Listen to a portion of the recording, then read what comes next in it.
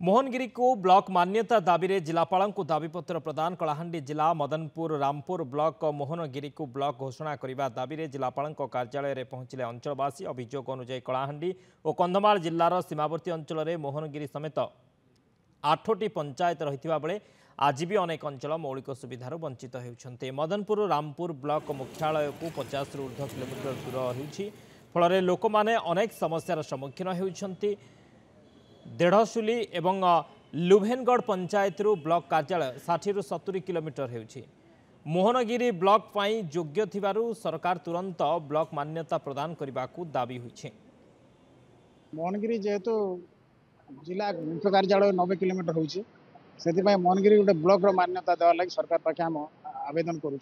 असुविधा देखना आम जेहेतु गोटे पहाड़िया अंचल गाँ गुड़ाक दूर दूरांत रोचे रोड रास्तार असुविधा अच्छी से निहाती आवश्यक अच्छे मोहनगिरी गोटे ब्लॉक हबार जरूरी अच्छे। लोक जे विभिन्न कार्य हैरान होकर वंचित हे जेहेतु आम मदनपुर रामपुर आमर पंचायत हेडक्वार्टर विभिन्न ग्राम मान 90 ରୁ अधिक किलोमीटर दूरिया पड़ुचे जार फल आम विभिन्न क्षेत्र में अवहेलार शिकार होचुँ।